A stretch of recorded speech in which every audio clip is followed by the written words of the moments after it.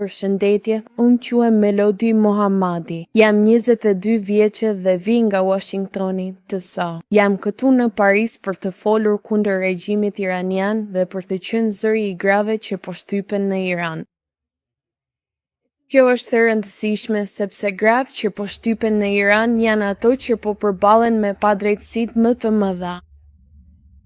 Dhe fakti që gratë nga vende të tjera jashtë Iranit flasin në emër të tyre tregon fuqinë e asaj që gratë mund të bëjnë në tërësi dhe rëndësinë e të drejtave të njerëzit ndaj grave.